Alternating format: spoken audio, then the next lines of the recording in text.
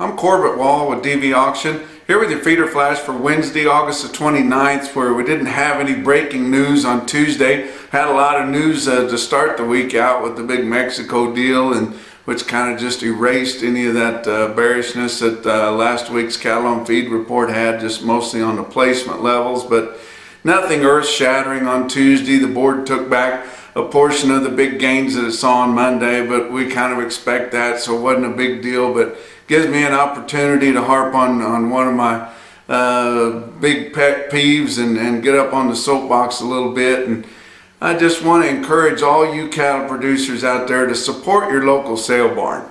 I don't have anything against selling cattle in the country direct. You know, that's what my dad did when I was growing up as a kid, and enjoyed going with him at shippings and picking those cattle up.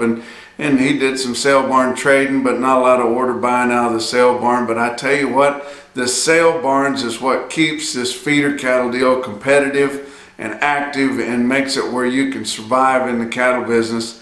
You think these feedlots wouldn't love to have the competition that you feeder sellers have when it comes time to market your cattle? You know, calves and yearlings, and for that matter, cows, even cull cows, but replacement cows, stock cows of all kinds of outside cattle like that are about as liquid an asset as you can have.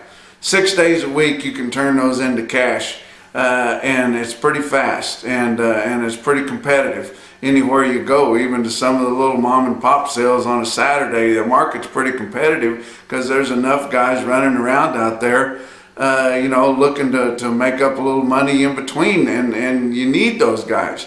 You need a few traders around. You need a few guys that will give something for anything, and not just your order buyers that just stare at the scoreboard and the head counts and try to put loads together. You need all them guys to make your market active, and you know that bonded check that you get from the sale barn, and that peace of mind is worth way more than the commission that you pay in most cases.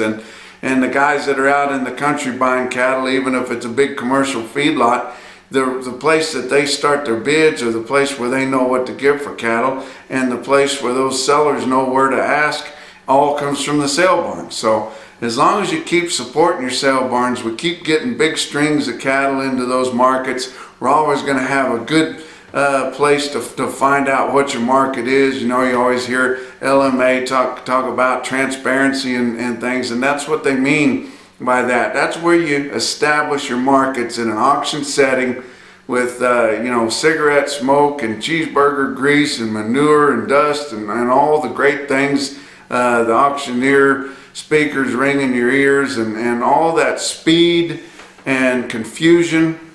It's wonderful. It's a great thing, and I've been a self-proclaimed sale barn junkie my whole life, probably always will be. I know a lot of you guys are too, but just think what a good deal that is. You look at vertical integration, you know, it hasn't affected that right in there. You know, I know that smaller feeder operators and cow-calf guys go out and then they get absorbed by bigger ones, but still, you know, if a guy's got, you know, 5 acres and 2 cows, you know, he can still get in there and get the market. You know, we always talk about the Southeast guys, and sometimes they complain about not getting the full extent of the market. But how many of the guys in the plains in the Midwest would like to get full market value of 1 calf? And that's what your guys in the Southeast do. They sell them one at a time, and they get full market value out of 1 head. And guys in the plains in the Midwest or way out west, they can't do that. But everything that works together that way, it's really a good deal, and continue to support that. I know 25 years ago when I was in college, there was talk, and they actually did a term paper over that, how the sale barns were kind of dying out. But you're not seeing that anymore. Just in the last several years, we've seen big time investment in building auction facilities. You know, look at that bluegrass stockyards market that they built in Lexington, Kentucky. I mean, it's just fantastic. Got an old time looking exchange building, but it's got new things in it. It's just basically like a mall for cowboys. Got a meat market in it. It's got farm and ranch store in it. It's got a commodity office in it. Got an auction business in it. And then on the other side, it's even got a museum in it for old-time stockyard stuff. And they bring kids in there and educate them. And it's just a really good deal. And I think we should keep doing this. You know, if we still sold, I know it wasn't efficient, but if we still sold fat cattle on the bricks like they did back in the 50s and the 60s at the old terminal stockyard river markets, we wouldn't be worried about collusion and all the cattle selling in 30 minutes at the same price and trying to get leverage and everything. You know, those buyers were running on over top of each other, trying to get out there to get the bid on the best cattle, and the guys that had the best cattle got the most money, and that's kind of the way it ought to be. But let's look at the board now. I've talked enough about that. But October live cattle futures down 85 cents to end the day at 108.48 on Tuesday.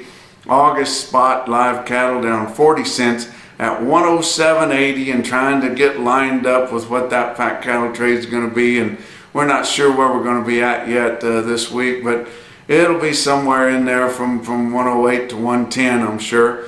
But October feeder cattle down 65 cents to end the day at 149.42. August feeder cattle down 87 cents at 149.35. Your hogs also took part of the big gains back that they saw on Monday also. Fat cattle trade, we haven't really seen anything, of course, on a direct basis. We have seen about 2,500 head sell in Iowa, mostly at 108.5.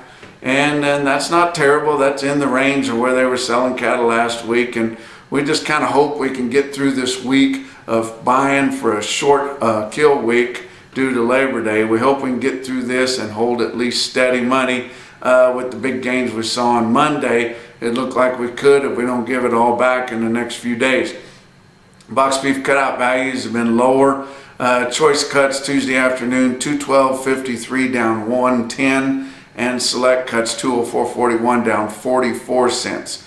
Your slaughter so far for the week has kept pace and better. 238,000 through Tuesday. That's 1,000 better than last week and 5,000 better than the same week a year ago. Your feeder cattle markets, your real-time index on Beef Market Central, late in the day on Tuesday sitting at 149.39, down just 37 cents, so holding in there pretty good. I want to talk about a couple of sales that I don't think I've ever mentioned before, but a couple of big Monday sales, and they had some good markets there, and I like to spread the love out a little bit. You know, I support all the auction markets, and really like to talk about them whenever they do a good job and sell big strings. That's where your true market is when you sell a big string of cattle. That takes a lot of the guesswork, a lot of the playing around. Nobody's trying to fill the back end of a truck or you know, looking real close at the condition. You're selling a big string of cattle, and they're going to bring what they're worth. And you know, a couple of these markets and another big one at the end of this visit here, not reported at all by any kind of a federal state market service, and I think it's a sad deal because some of those bigger markets that do get covered maybe get a little bit unfair advantage, but you know, we'd like to see more of these small and mid-sized markets get more attention, especially when they're doing a good job for their local customers. And we try to cover as many of them as we can here on Cattle Market Central and here on the Feeder Flash. But I want to talk about the Elgin, Nebraska livestock sales market there in Elgin, Nebraska. Ted sent me some information on that. They had a big consignment, good customer of his, the King brothers. Got some young guys in there that are really doing a good job, background in a lot of cattle and keeping them a long time and keeping them together and then marketing them in big strings here. But 240 head of steers on Monday, weighed 936 pounds there in Elgin, Nebraska at 142.10. And then the girls off of them, they're purchased cattle, so they wouldn't have been full sisters, but still put together, been together a long time and handled the same way and not spayed. When he told me the price on them, I figured they were sprayed, but said no, they're just heifers, just backgrounded heifers. 264 head of heifers, weigh 897 at 140.50. That's a pretty impressive market there. Another market I want to talk about is Beatrice 77 there in Beatrice, Nebraska. I talked to the man there, told me about 198 head of steers, good black steers on a Monday, weighed 1056, big string of them at 140.75. That's very impressive. Now here on this Tuesday there, Kingsville Livestock Market, Kingsville, Missouri, they do have a market reporter, a good state reporter from the Department of Agriculture there in Missouri. I covered that sale many times whenever I was a state supervisor there. Know the Ansteins very well. They put on a good sale. It's a family operation. They do a good job and got a lot of good customers there and a lot of good buyers that support them each and every week. But they had 60 head of 842-pound steers, bring 155.50. Wow, that's pretty impressive. But then Fredonia Livestock in Fredonia, Kansas, I tell you what, I don't know that there's another sale that's grown like that in the last several years. I mean, it's not just a stick out deal once in a while. It's every week, guys. And this week here on Tuesday, they had big strings of cattle for their 11th annual under the new Han ownership there, and Customer Appreciation Day, 11th anniversary sale. They had 3,000 on offer when there's not a lot of cattle moving. But look at all these strings of steers that they had there, at least load lots and bigger, that I pulled out of Cattle Market Central on your automated market feed there. And just look at that. That looks like a sale somewhere in the Sandhills of Nebraska, and it's in southeast Kansas, guys. I mean, not right in the middle of the feedlots here, either on the east side of the state. But my goodness, look at some of the prices they're getting. Probably the biggest stick out sale that I saw come out of Fredonia on Tuesday was 69 head of steers, weighed 799 pounds there, right on your index level. Bring 162.50. That's $12 to $13 over what your cash index levels are for same kind of cattle. That's your feeder flash for Wednesday.